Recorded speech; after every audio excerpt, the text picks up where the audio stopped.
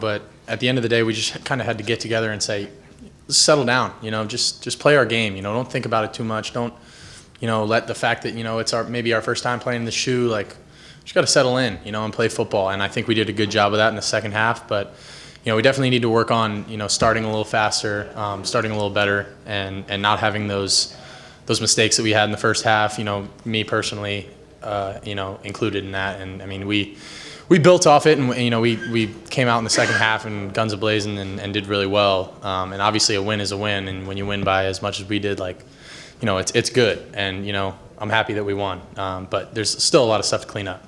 Steve Hellwagen, 24/7 Sports. Yeah, first touchdown to Jeremiah. It looks like he makes kind of an adjustment on the ball and turns back shoulder. Just what did you see on that play? What did he do to complete it? And is that an advanced concept for a young guy to be able to make that play?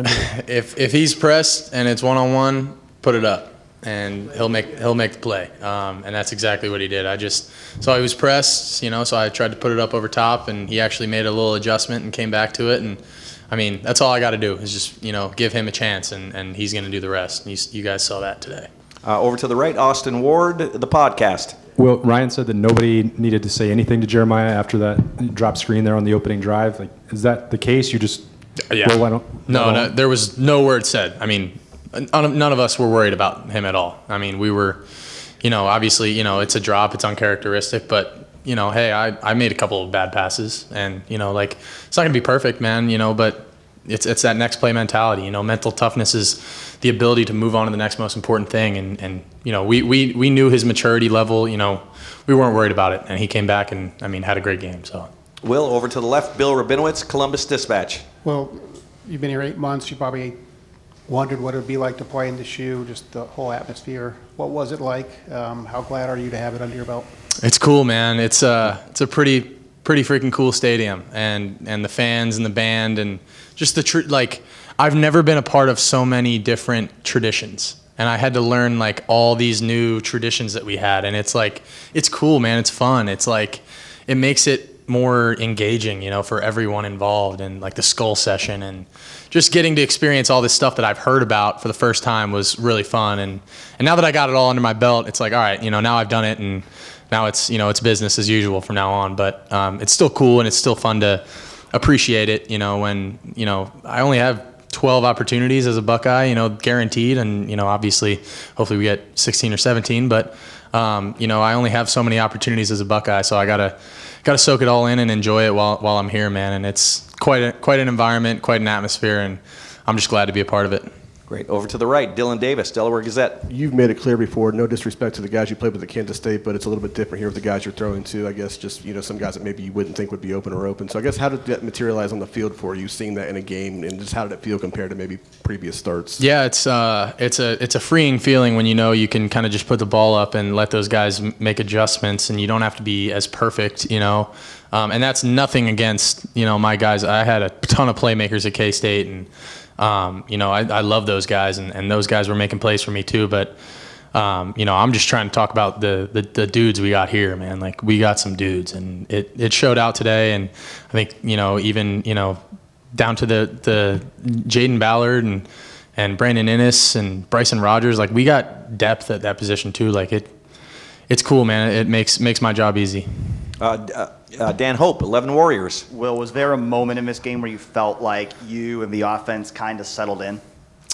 I don't know if there was a moment. I think that second half when we kind of started rolling a little bit, made a couple things happen. I think we did do some good things in the first half. We made some good plays here and there, but really settling into a rhythm, I think that came in that second half when we kind of got that ball in the third quarter and started driving a little bit. Is it hot in here? Yeah. You guys too? All right. Okay. I was just making sure. Okay. Good. All right. But yeah, no. Yeah. Okay. Okay. Good. I feel the sweat like coming down my chest right now. But anyway, yeah, I think we settled in that second half, and we're able to go from there. Yeah, I know. I tend to ramble a little bit, so my bad. I see all the fans in the back. Everyone's like waving fans. Over to the right. We'll wrap up here shortly. No worries. It's all good. Stefan I'll be quicker. Kreisnick, Cleveland.com. Well, Coach Day was talking about you guys kind of trying to establish a run a bit there early. What's kind of the thought process, the conversations you're having with Coach Kelly and some of the teammates? Maybe when it's frustrating at the start, but you got to kind of keep that patience and establish the run game. Yeah, I feel like there's not much you need to say at that point, because we know what we have to do. And at the end of the day, like for me, being the run game, they give me Coach Kelly says all the time, you're the run game coordinator. You got to get us in and out of the right plays. And if we have a call and if we have, something and, someone comes from one side, like you need to make it right. And so part of it's on me. We got to all be working together, all systems, going on the same wavelength. And, I think we did settle in the second half. And, it's first game. We were trying to be conscious of that and play clean. And I think we did better in the second half. But again, like we just need to clean up some of that stuff in the first half and go back and look at the film and move on and grow and learn. Over to the left, Cameron Teague Robinson, the Athletic. Well, Jeremiah had 6 catches, 9 targets. He led the team in targets. What is it about you two or your chemistry with him that you think allows you guys to click so well in the first game together on the field? I think, you guys see it. He's pretty darn good at football, first of all.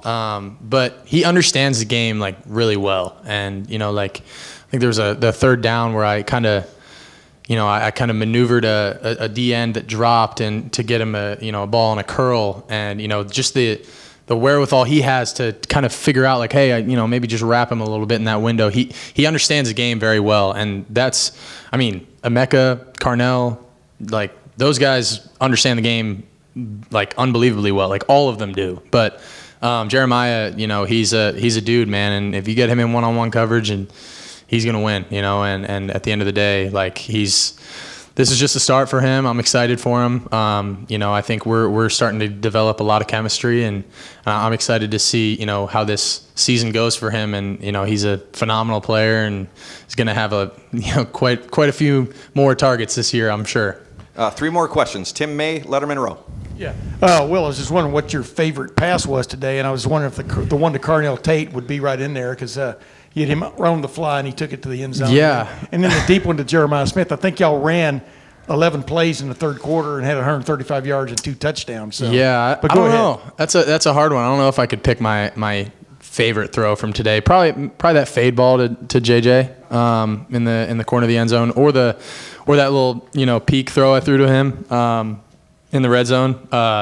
Like those two, but the one that Carnell, that I just threw a curl to him and he took it 34 yards for a touchdown. That's pretty easy for me, right? I'm just going through my reads. They go one high. I'm going to the field to my curl, and there he is. He makes my job easy. Did it just feel totally different out here though in the third quarter?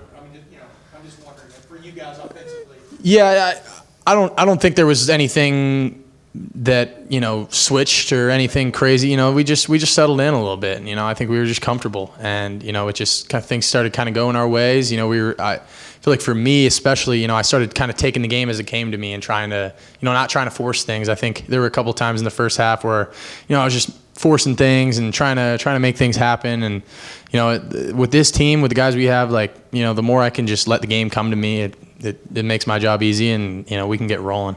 Over to the left, Rob Aller, Columbus Dispatch. Yeah, Will, we're talking about your passing and throwing, but really the sense is what's going to make you different in this offense difference are your legs, your ability to run. Do you have a run mentality in you at all? And you're under center, you go QB sneak. We haven't seen that in a while. Yeah. Just talk about if you can, that attitude. Absolutely. I think that's a big part of our game as this offense, and what Coach Kelly wants to do. It doesn't even just have to be in the run game. It can be in the pass game too. There were a couple times today where I'm honestly mad at myself that I didn't tuck it down and run. And, sometimes, they came out and showed us a couple of looks that were new. And, that's going to happen in the first game. Credit to them. They come out with a different third down blitz than they've shown in the past. And, they had 9 months to dial it up. So, credit to them. But, the thing is you got to be ready and you got to adapt. But at the end of the day, like for me, it's not just those design quarterback runs. It's more like, hey, if they're in man coverage and everyone's got their back turned, I got to be able to go get upfield and you know, go get us first down. And I think I did that a couple times today, but you know, for me, it's like, it's getting out of that mode of, you know, it's touch football and you know, in camp, you know, nobody can hit you, right? You know, so now it's like, oh, okay, you know, I can actually go make some stuff, you know, shake with my legs, you know, and you know, when I kind of realized that, and I think we had that one play action where I went down there and did that, and you know, the more I can do that, the better, and I just need to do that more, you know, when things aren't perfect down the field, you know, I got to be able to make things happen with my legs, and I think I'm ready to do that, and I want to do that. And final question over to the right, James Watkins, Cleveland.com. Well, I won't quiz you on Archie Griffin, but I do want to ask you, why do you think it's important to honor history or historic figures the way you guys did with Archie today? I think it's really, really important, and you know, especially with Archie, you know, the only 2-time Heisman winner, like, I mean, he's a legend around here, man, and you know, the fact that we wore the stickers for him, you know, it shows how much that we care about our tradition and our history and the people that have came before us, you know, and it shows that, you know, you don't forget about those greats before you, and you remember it, and that's why we're doing it. You know, a lot of the reason we're doing these things are for the people that, you know, that came before us, you know, the people that are here now and the people that are going to come after us. And you know, it's carrying on that Buckeye legacy, you know, looking at guys like Archie Griffin, you know, that are legends, you know, being able to put on the scarlet and gray just like they did is an honor and a privilege. Great. Will, thank you very much. Thank you guys. Go Bucks.